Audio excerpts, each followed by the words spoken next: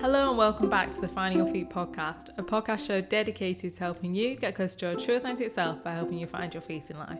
Welcome back to the show, everyone. We are joined by a guest today. Her name is Imogen Pickering. She is an entrepreneur, a female business owner, and general badass. So we got her on the show because she's like a big sister to all, like, I don't think she's actually said I'm going to be the big sister, but she just is. That's how she is online. Like, she shares so much really helpful information and resources and tips and realness about the journey of starting your own business. And so yes, that's why I think in my mind of her as like a big sister to all the new entrepreneurs out there, all the new people starting brands. So her business journey is really, really interesting. It actually involves a failure of a first business, of having to close that actually led her to starting her second one, which is way more aligned with what she wants to do and is very, very successful and growing at a very fast rate. So she's got a really interesting story, because I think the biggest thing that holds people back from starting their own business is they're scared to fail. So we talk about failure from someone who's experienced it, and you know how actually valuable that whole experience was, and that actually you got to get used to failing when you stepping into the entrepreneurship world, and like the emotional and mental resilience required to withstand that, and just the mindset you need to pursue entrepreneurship, because it's not all glamour that it looks like on Instagram. There's ups and downs, and it's very challenging and it's testing. But if it's what you want to do, it's worth it. It's so worth it. So we talk all about that. So she gives really, really practical advice. I think a lot of the time on podcasts, you're hearing business advice from people who are like way, way down on the journey. Like maybe they've even exited the company, they've sold it. Like they're already millionaires. You don't really get to hear that much from people that are like, 4 years, 5 years into the journey, because the journey of like being in the world of business is long. It's long term. Like there's no quick, things. Like everything takes time. So it was really great to hear from Imogen from where she is on her business journey, because where she is now and what she's experienced, like she's got a lot to offer other people that are like maybe thinking about starting a business, or are in the early stages of it, and it's not all going great all the time, and they think that there's something wrong with them because everyone on Instagram is winning. She likes to keep it real, keep it authentic, and show you what the reality of what actually goes on. Like, not that it's all bad, but just keeping it real. So it was really good chat, loads of good advice. So if you are thinking about starting a business, maybe you've already started one, or you want to start a side hustle or anything, we just want a bit of a chat about a bit of hard work, a bit of following your dreams. You need a bit of inspiration. This conversation is for you. Yeah, exactly. There's so much valuable advice in it. And like you said, she's just like that reassuring like sister or friend that you need on your own entrepreneurial journey. Or even if you're not starting a business and you have absolutely no interest in it, it's still a really, really good episode, really valuable advice just for life and just navigating it. So yeah, get stuck in. It's a really good episode. But before we let you hear the conversation with Imogen, we've just got a quick word from the people that make this podcast possible, our sponsor, Betterhelp. Now, Betterhelp are a professional, secure online counselling service. Wherever you're listening to this podcast right now in the world, you can access Betterhelp's online therapy services, because it's all done through their website or their app platform. You get therapy from a professional licensed counsellor from the comfort of your own home.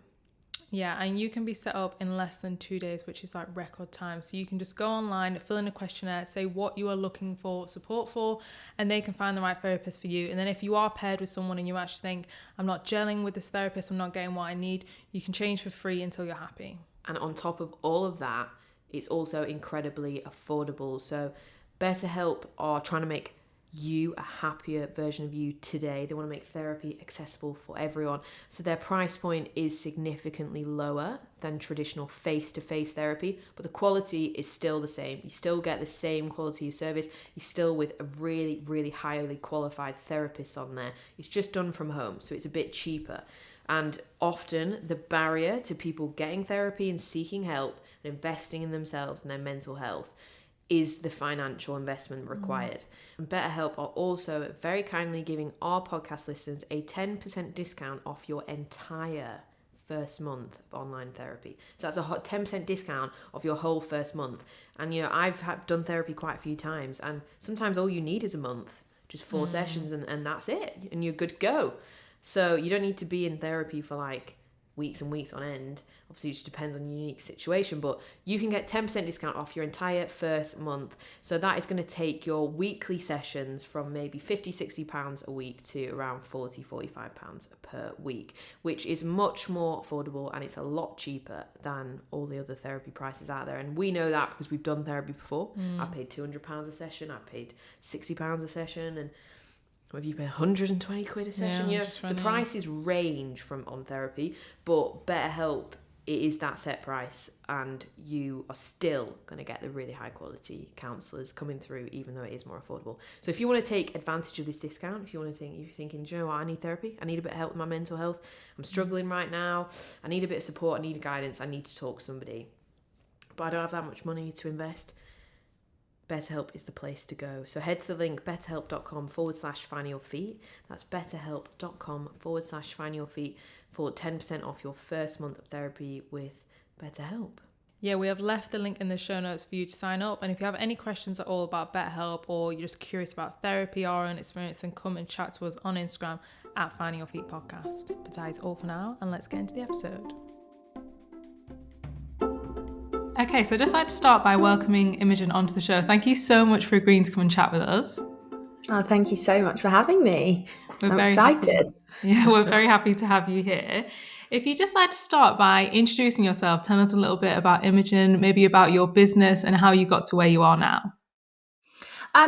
So my name is Imogen, and I term myself a kind of accidental entrepreneur. I don't like using the word entrepreneur either, but I'll use it. And so where I am now is I'm the founder and lead creative of my branding agency, Bijoux Brands. And we help fashionpreneurs and small business owners to craft scroll stopping brands is our tagline. And that really comes from, without going too far into it, I could talk forever about my journey to this point, but that comes from I spent the past few years really trying to break into the fashion industry with my own fashion brand. So I started my first fashion brand in 2018, Imogen Apparel, and I started that from, just having a general interest in it, and also having the desire to never really work for anyone else. Like, I just knew that I wanted to work for myself. So cut a long story short, I spent, 3-4 years trying to build a fashion brand with literally zero experience. I don't have a fashion background at all, but I have a branding and marketing background. And so, spent some time building that. And then in lockdown, I don't know if you guys noticed it as well, but there was just this host of new businesses popping up. People were being furloughed. So, people were starting the businesses they always thought about. And during that time, a couple of my close friends were launching businesses as well. And I didn't realize until that happened quite how privileged I was that my background is in branding and marketing. And I had that understanding as a business owner.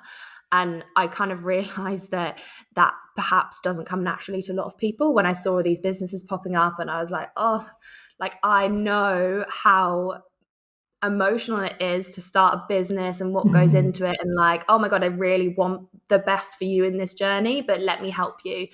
So I was helping kind of friends and friends of friends. And then, so that was June 2020. And then, kind of accidentally started my second business. And that's when I founded Bijoux, and, spent the next 18 months, to now building that. And I think because I am literally serving myself 4 years ago whilst trying to build my fashion brand, I I just kind of got it right straight away. And, Bijoux was really successful straight away. And I came to realize quite quickly that what I loved the most about having a fashion brand and working in fashion was the creative side. And I got to do that every single day with other women through Bijoux. So I kind of got to the point where I was like, right, I can't really do either business justice whilst I'm trying to balance the two. So I made the decision to wrap things up with Imogen Apparel. Well, I made the decision probably about 3 months ago, but I only officially closed as of last week, 2 weeks ago. And I'm now all in with Bijoux and helping other women to grow their fashion brands. So yeah, that's me. Amazing. Yeah, I love your story, because I think that so many people think that you're gonna like jump into like the entrepreneurial world, you're gonna start your first business and that's it. It's gonna be amazing. That's gonna be the one that you do forever or whatever. Like that's how you always your intention, obviously, when you start. You never start intending to think, oh, I might actually close this one day. You always start thinking, this is it forever. And what I really love about your story is that like what led you to Bijoux and like this amazing branding agency that you built, and you are so talented. Like I love your aesthetic and all your like yeah, you are like really, really good at what you do. But obviously what led you to get into where you are now was founding that first business that you've now decided to close. And I feel like, some people could say technically that's a failure because you close that business, it doesn't exist anymore. And that's like the number one thing that holds most people back from even trying, even just putting their foot in like dipping their toe in the water and trying to start businesses. They think, what if this doesn't work? I'm going to be so embarrassed. Failure. I just think it's the worst thing ever. And I just think there's so many people that probably go to the end of their life with this dream that they've always had, and they've never given it a go because they were so scared of that one thing that you've gone through, and like, and through that process of birth this new amazing business that's much more you feel aligned with what you want to do, and it's been super successful. So I really want to hear like what are your views on failure, like versus when you first started your business journey versus now when you've come on this other side. Like, what's your relationship to it, so that other people that have these dreams that want to start it, but that big fear of failure is there, that they can hear some wisdom from you, because to help them just go for it. Yeah, no, and I agree wholeheartedly with everything you've said. I mean, everything I do and everything I kind of stand for is, I'm completely authentic, and I'm very open with kind of telling people the truth about, where I've got to. And, I had some people who were like, when I said, technically this is a failure, as you said, a lot of people were like, it's not a failure. Like, but for me, like, I won't lie to you that I lost money. I lost money with that business. I put a lot of my inheritance into that business. And I can't even bear to look at my accounts to find out if I clawed it back. But I know that it was so for me, that was a failure because it was a loss. I was at a loss. But as you said, that business has, I wouldn't have founded Bijoux without that. I wouldn't know exactly what my target audience want from me, need from me, without having gone through that and without having failed. And that's failure. I think you can apply it to so many different aspects.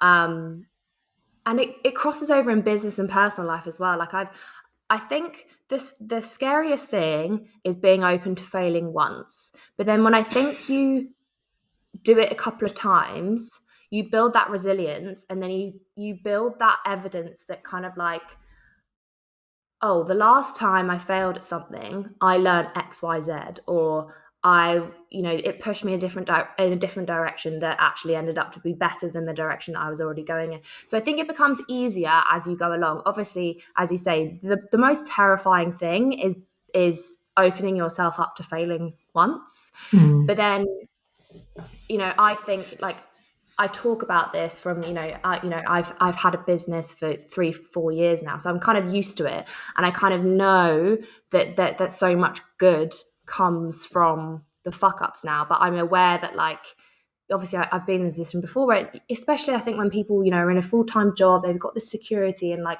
to be able to actually like do it and go for it, they have to sacrifice quite a lot.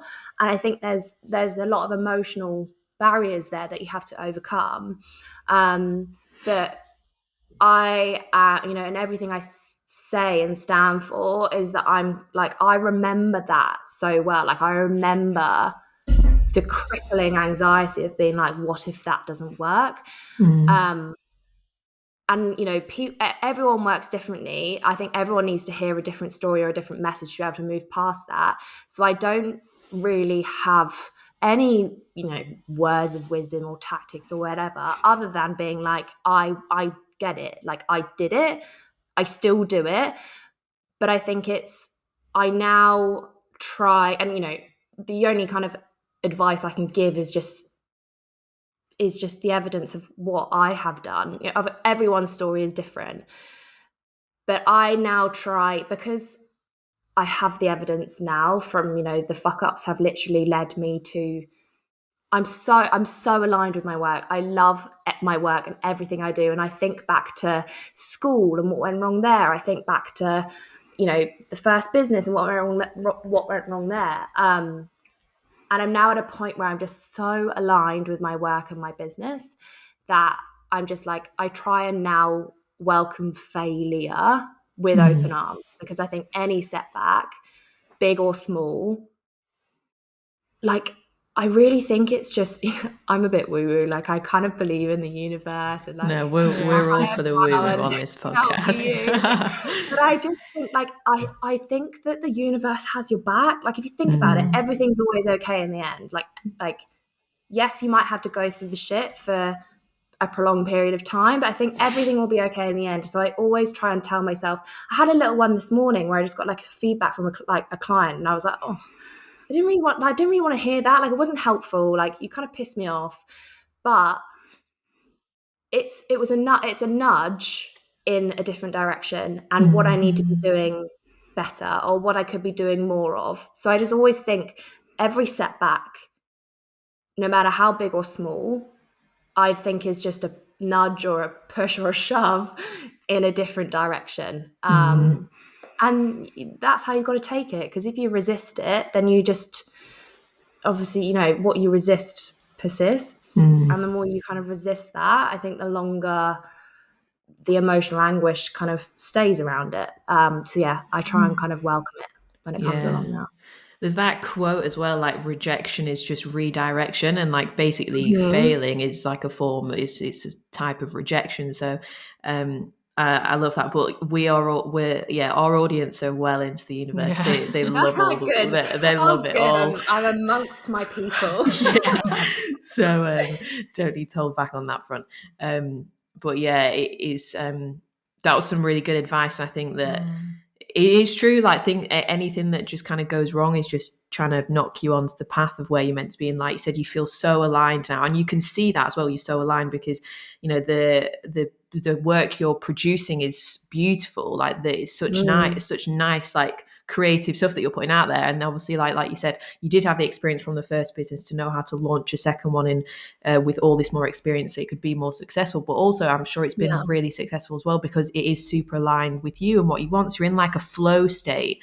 I think, sorry, I just want to say as well, I think as well, like, labeling it as failure and being okay with that is so powerful, because I feel like as we're growing up, even through school, and like as we learn more, we're always taught that like failing is a bad thing. But if anything, it is a good thing, because if you're not like failing, it means you're not even trying. You're not even trying new things, pushing out your comfort zone. So I think to label it as that is so powerful and so relatable for people to be like, okay, well, if I actually try this and it does fail, that's okay, because it's going to redirect me. And as well, I really liked how you said getting past just that first little bit of failure and proving to yourself that it is going to redirect you and it is going to be okay is really, really good advice. Because I think once you've got past that first little hurdle and you think, actually, it's really fine, you can just keep carrying on doing it. Yeah, exactly. And touching on what you said, about school, I think school in a lot of ways is really problematic when it comes to, I don't know if I think it might be a Gary Vee quote, but it's like, school breeds workers, not entrepreneurs. And it's that idea that we have to meet certain marks to succeed, or we have to get certain grades to be validated as intelligent or good enough. And exactly, going back to school, when you failed at an exam, it would feel shit and like you were a failure. Whereas they don't I think that's where it comes from, is our fear of failing, when actually, you know, being a business owner and an entrepreneur, it's, you have to fail. It's part of the process. You have to fail to succeed. And then you also don't need, like, you don't need grades, you don't need a degree. Like, I've learned more from YouTube in the last 2 years than I did in my 4 years at university. Like, I think so that is where school gets I think it's really problematic, because we think we have to meet certain grades to succeed or be intelligent or to, like, have a certain level of success or a certain level of income or whatever. So it's about kind of like, it's about unlearning that, I think, is really, really important. Yeah, I completely agree. So going back to what we were saying about how when you're really fully in alignment with something, like it's just like flows and like growth happens. So you made a decision like this year to start showing up like really authentically online, because you've got obviously you've got your business accounts, but you've also got your own personal Instagram account that's like your personal brand, and it's all like you sharing so much like business advice and stuff on there, and like part of your journey. And I remember watching your story when you were like, Instagram is so like, I think it was like in the summer or so, I don't know, some point this year, and you were like, Instagram is so like fake in that sense that everyone's pretending everything's fine. And then you on TikTok, there's this like whole movement of people being authentic and real on social media, and you wanted to bring that to your like Instagram, and you wanted to start to like showcase the real stuff that actually goes on a business journey, because it isn't all just like straight up like it's up and down, up and down, up and down. So you obviously made that choice to start sharing things and being real and being authentic and like showing the challenging parts of entrepreneurship. And like as a result, your Instagram blew up. Like like I saw your reels going viral when you started to share that really clear message of authenticity in the entrepreneur space. And obviously it resonated with so many people. And yeah, and obviously your Instagram's grown up so much since then. So why was being authentic and like transparent, like with the reality of running a business, really important to you to share online? Like why did you want to do that and be like, you know, one of the few people that are actually doing that on Instagram? Because people are always just pretending, oh yeah, it's all cool, like winning all the time.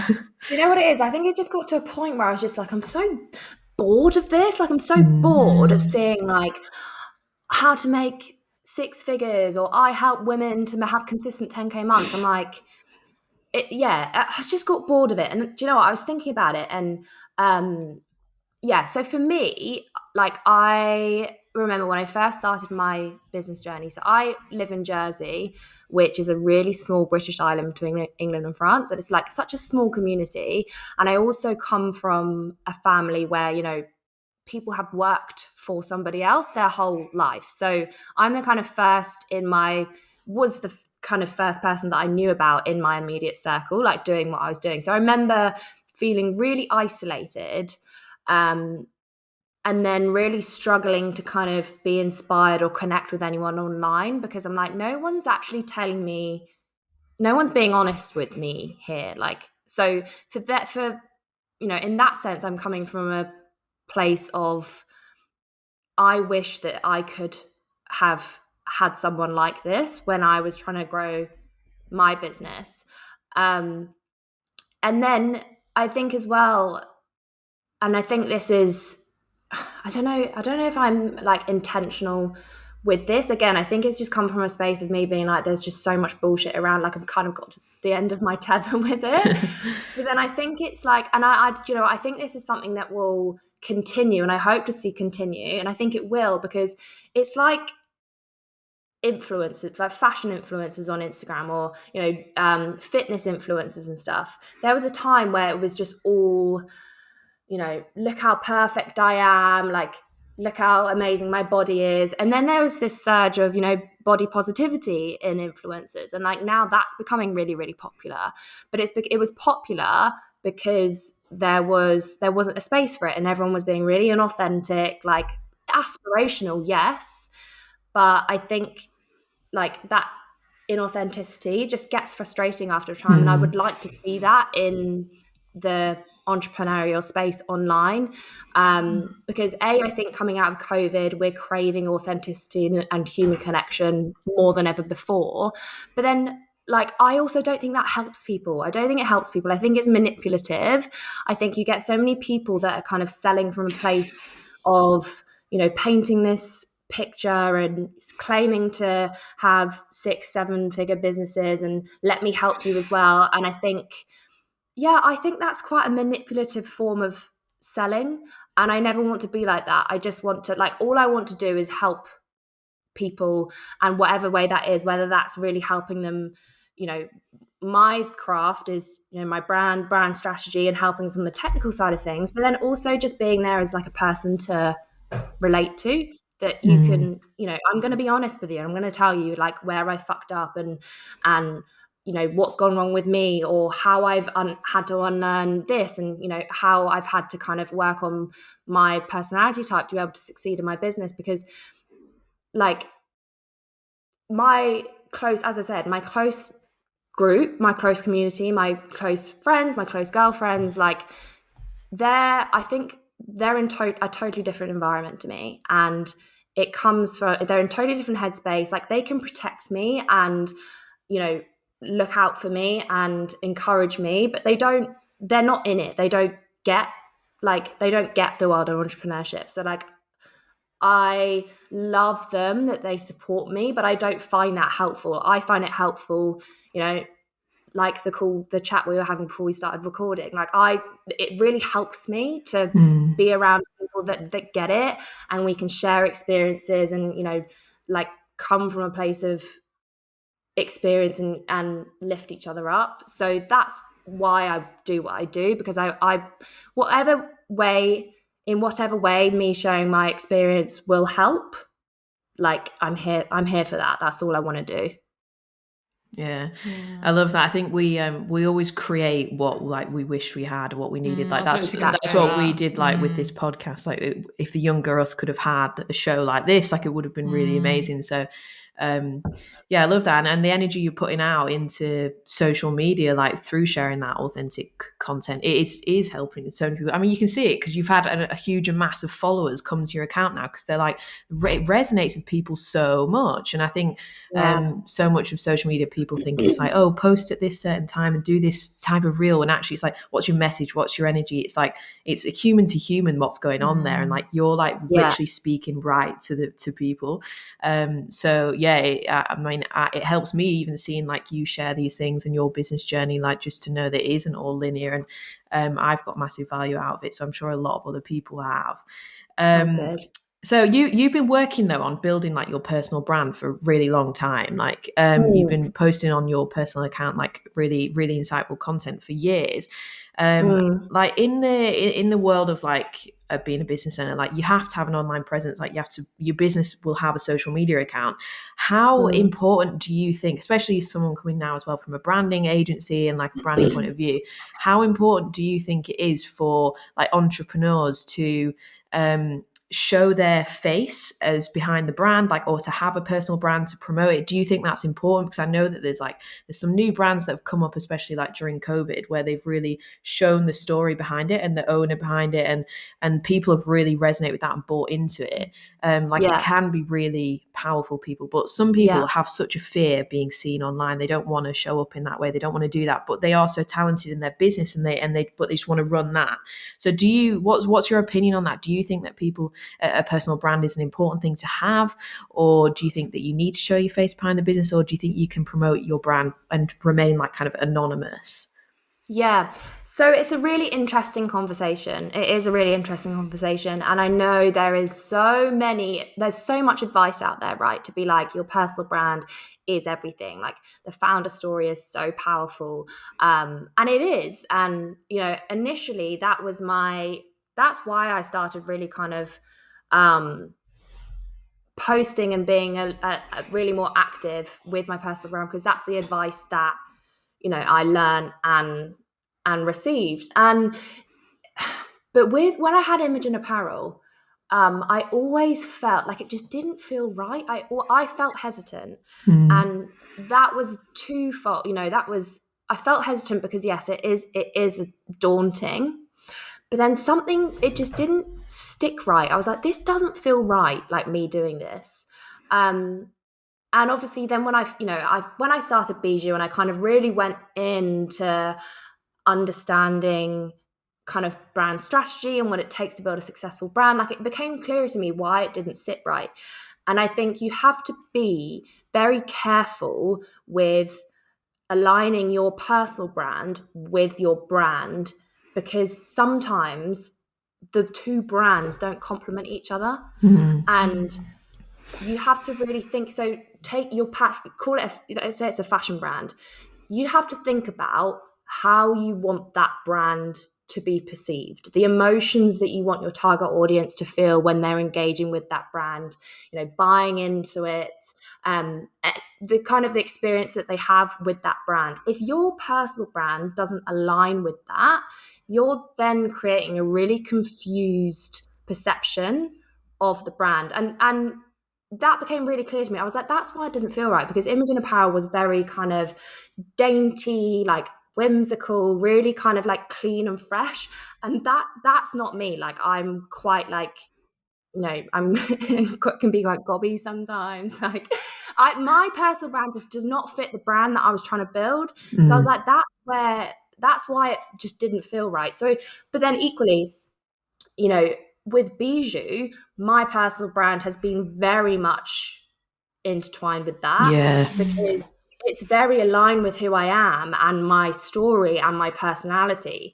So yes, it is extremely powerful, but I think sometimes like you do risk confusing the kind of brand image that you're creating if you're marrying the two. So yeah, I know I do hear a lot of people kind of saying like you need to show up, like you need to align a personal brand, but I would challenge that and just say make sure that it's aligned with what you're trying to create and build. That's really good advice, because I feel like a lot of people may be in that space where they're trying to push themselves to show up online and it may not feel authentic to them, and it's not that they're doing anything wrong, but like you said, they might not just be aligned, and they don't want to create like a confusing idea for the customer. So that's really, really good advice. I feel like even from speaking to you, we can understand like how much of an incredible mindset you've developed.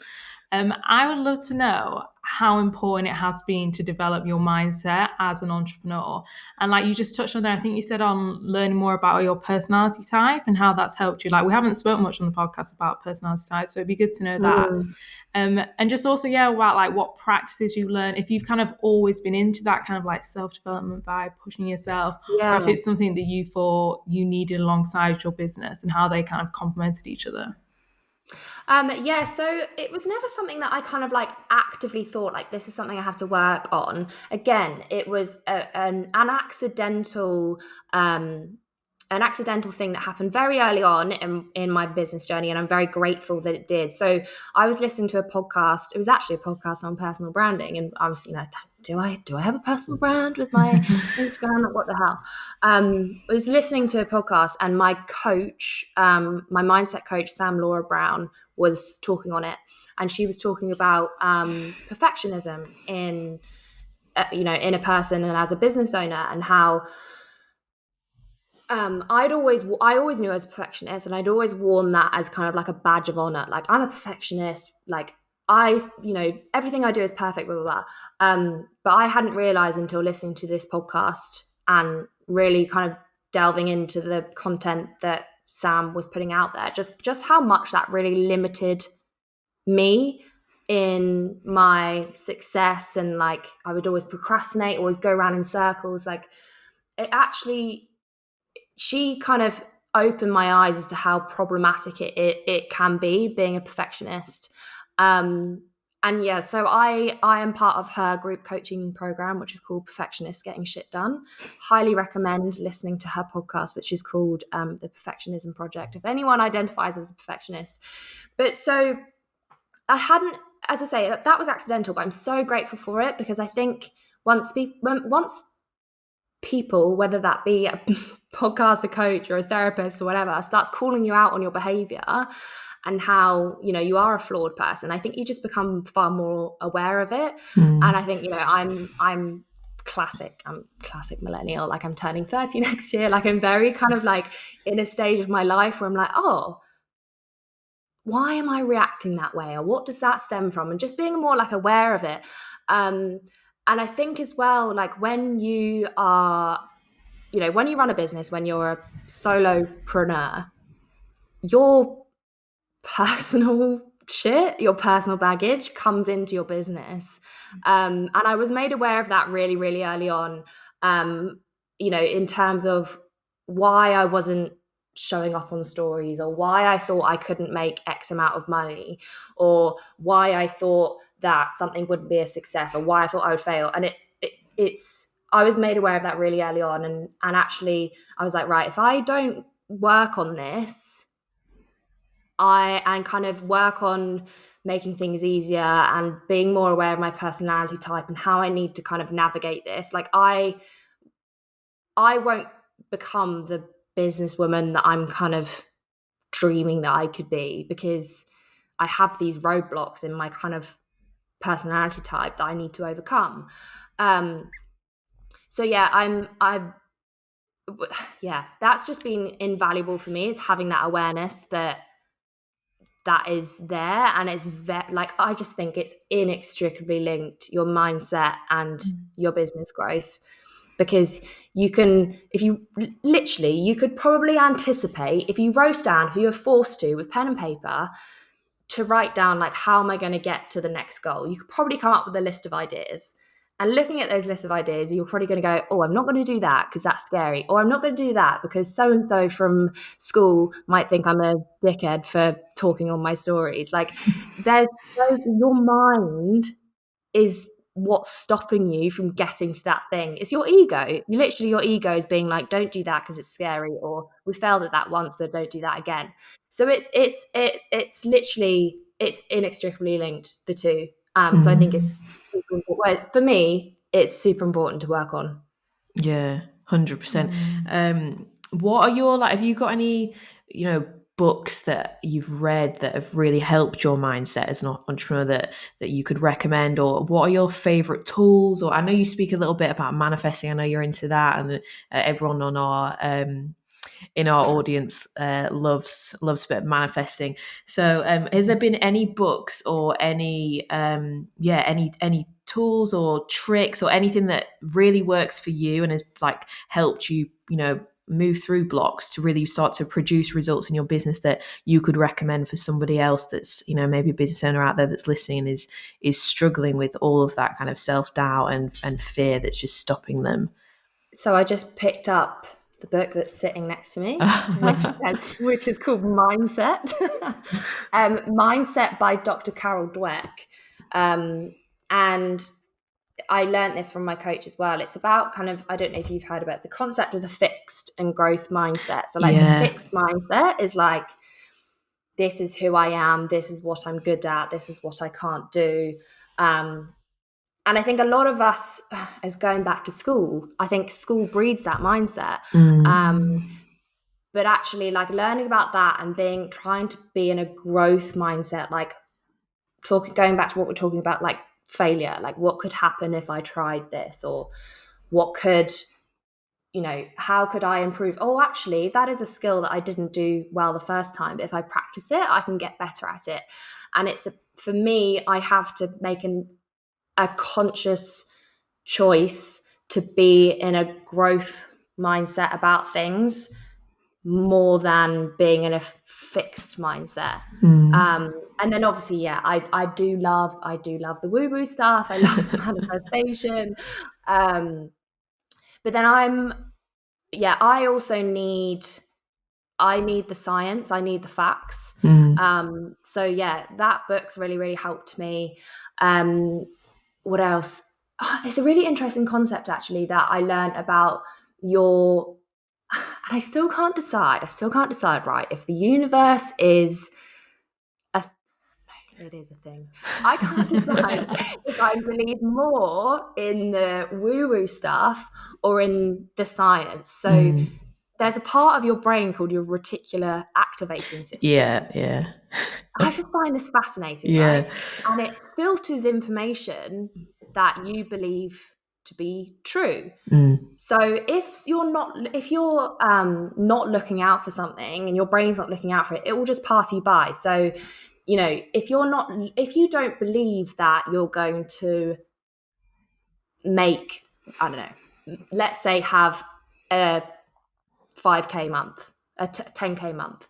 If your brain doesn't believe that's going to happen, and your brain's going, I'm not good enough to do this, I won't make that, your brain will then, it will totally switch off to those opportunities to get you there. But when you actually believe in it, you know, whether that be believe that the universe will deliver it, whatever way you want to go about it, you then start having these ideas. Like for me, I'm in the shower and I'm like, oh shit, like why didn't I think of that before? Like that could be really, really good to get me there.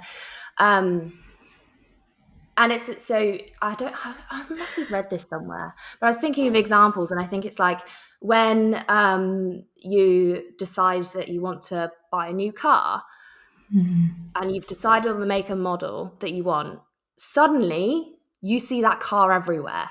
Yeah. And you didn't notice it on the road before. It's really interesting. And it's like, there was another example that's like when you're fearful that you're going to run into your ex down the street or something, and then you see them, and it's just like that. I don't know, is that coincidence? Is that universe? Is that you manifesting it? Or is that because your brain's now tuned into it and it shows up everywhere? Yeah. So yeah, those are two things that have been really, really interesting to me. But then equally, I do love all the universe shit. Yeah, I think it's like a mix of both. I think there's magic out there because there's some things that just happen and you just think that was just like a pure manifestation, like it was just came out of nowhere and it was actually exactly what you kind of wanted, and it was so random how it came about. But then there is the other things where it's like that reticular system. I've heard about that as well, because like we're like really interested in like the neuroscience of the brain and like what's going on there, mixing it in with all the woo-woo stuff, because they work hand in hand together. And like in terms of like neuroscience and how our brain works, like that reticular activating system, it's all linked to like your subconscious mind, and like you can ask your subconscious mind like a question before you go to bed, and it's always working in the background to like come up with ideas for you. So and like you could say that like those little ideas are from the universe or whatever, or it could be from your brain like filtering things through. I think it's a mix of both, a bit of magic and a bit of science. But I remember that you saw like that you put on your story, which I thought was such good advice. Like you were just doing like a Q&A, and people were asking like about taking the jump from moving from like your full-time income into like being just doing your business. And you answered and said like sometimes when you have that safety net of that full-time income, your like brain is then not attuned to start looking out for money making ideas, because you don't need to think about it, because you're like, well, I know I've got a wage, blah blah. So whereas when you've got a business, obviously you want it to make money and pay you, but you know, it's not always, especially in the early stage, it's not always guaranteed that is going to happen. So then your brain is tuned in all the time to like looking for money making ideas. And we had someone on the podcast as well who's like been really successful in business, and they are so into the universe and everything, and they said like, don't ask the universe for $1 million, ask the universe for like $1 million money making idea, and think that's how like these little things work. So it is interesting, that reticular activating system. I learned something the other day as well, actually. I can't remember what it was called, but it was like similar to what you were just saying then. And it was with Estelle on this course I'm doing, and she was explaining the science behind like when you think about someone and then you see them, it's like a psyche thing within your mind, like it actually happens. So the way I see it with stuff like that is like, I love the woo-woo and I love the science, and I like mix it all together, and I just take from it what I need. You know what I mean? Because a lot of people don't believe in like manifesting and stuff, and I'm like, well, just look at the science, like look at the brain science, because it's all there, like it all makes sense. So I think just mix it. I literally imagine it as like a little culture, like mixing it all together. Exactly, I'm exactly the same. And you mentioned there as well about how a lot of people with mindset, they can end up just holding themselves back in business, like they want to take that next step forward, but it's actually just themselves that like maybe they don't want to talk on stories, they don't want to be authentic. Do you have any tips for like what you literally would say to yourself if you were sat there and you feel that imposter start to kick in, and you know that really it's your ego just trying to keep you safe, but you actually really want to push out your comfort zone? What do you do in that space? Because obviously you have such successful brands, and like you can see that you've really worked with that. So do you have any tips for someone that may be just like really blocking themselves? I mean, for me, like I really lean into the discomfort of being stagnant, and I have this idea of what I want and what I want my business to be, and the people I want to be working with, the level of income I want to be making. Like, I can sit there and manifest it and dream about it. Like, I can go there and really indulge in that. And yes, that is inspiring, and that's motivation to keep going. But I also will often indulge in the other end of the spectrum and be like, if there is something, if my ego is stopping me from doing something because it's scary, or I don't know the outcome, I will then let the discomfort of being where I am be greater than the pull of the possibility of what could be. Because, like, I don't know if this is just my personality, and I don't know if you two can relate to this, but like, just the frustration for me of just being like, of never improving, never growing, and never actually getting to the place where I can visualize myself being like that. For me, it's really uncomfortable. So I let that be a bigger motivator. And also, as you say, having that awareness that it's just my ego, like it's just trying to keep me safe. Like, I just have to be like, okay, like, I hear you, thank you, but I'm going to ignore you, and just let that be a greater motivator than just falling for the ego and letting it keep you there.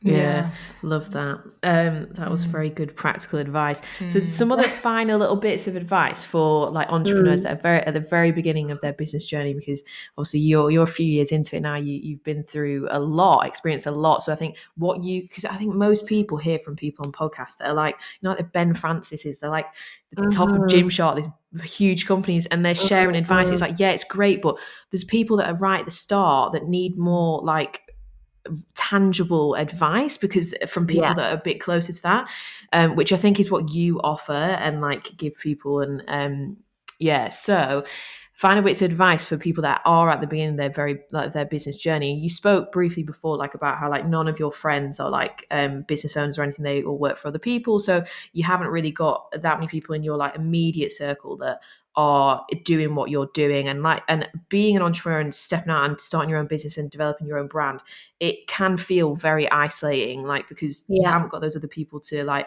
bounce off, especially if you are doing it on your own, like as a solo entrepreneur.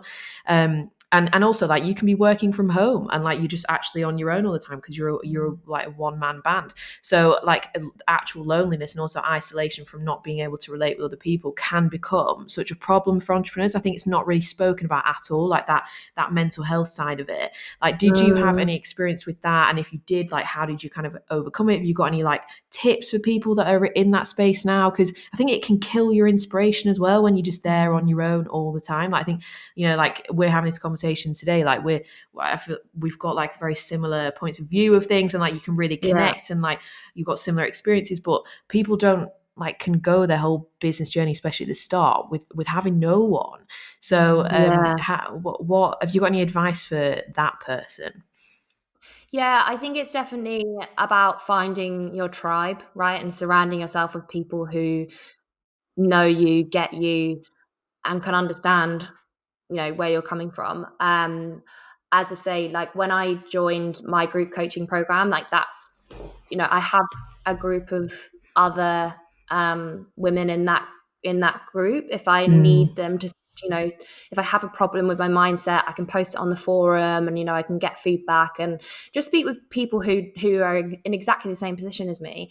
But then equally over time, like I have really over the last couple of years built a community of women on Instagram who are doing similar things. Like some of my best friends I still haven't met in real life. Like they're people who are doing the same thing as me on Instagram, and I'm actually quite shameless, and I'm just like, if I see someone who's like doing the same thing as me, I'm like, I'd message them on DM, like, let's be friends, like let's connect. People, I just come across all these women that literally just share exactly the same values as me, doing really, really similar stuff. And I'll just reach out and connect with them, because I think that's the beautiful power of the internet, is the ability to be able to do that. Again, it's, I know a lot of people's egos will be like, oh, I'm not going to message her because she'll think I'm a freak, like just coming out of nowhere. But then again, like, I think once you do these things once, it just then becomes second nature. Sometimes people don't reply.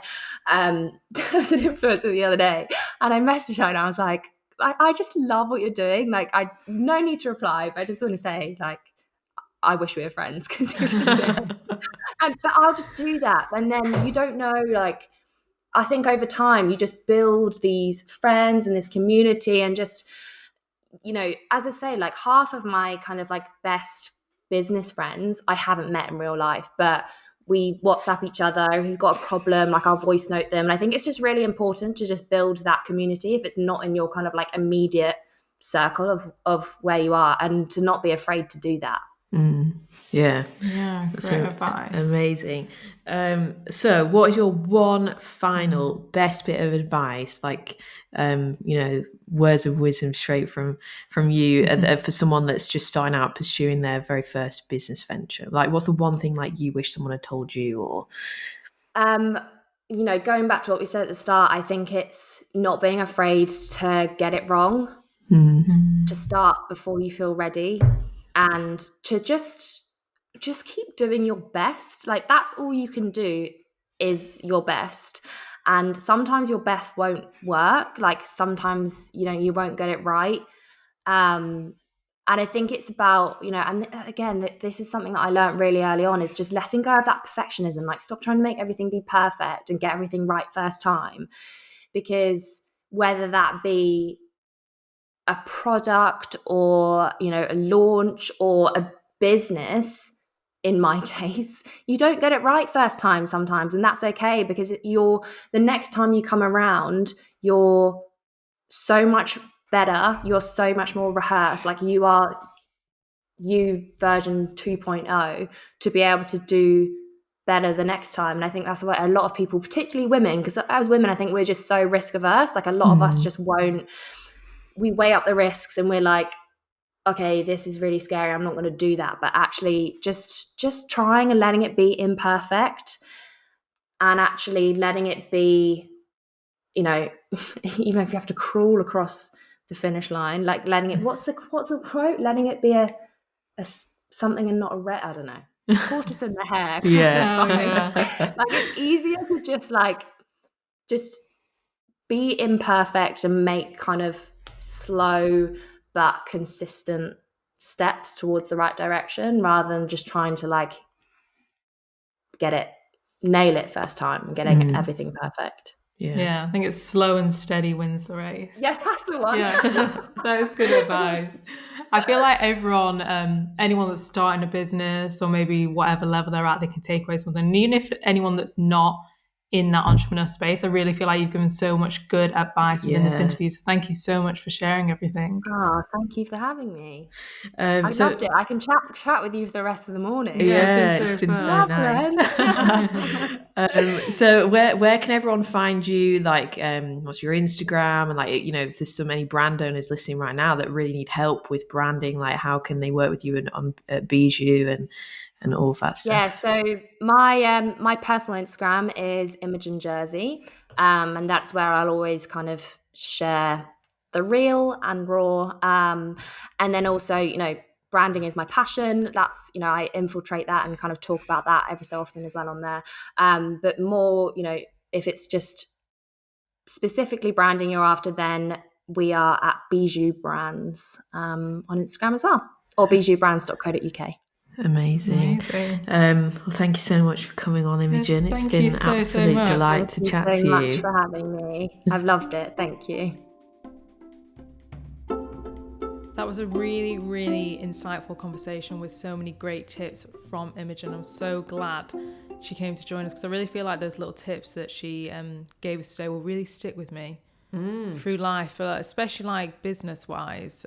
Some really great tips, especially about like failing and just showing up authentically. I think in life, like, we can sometimes lose that within business, like that authenticity.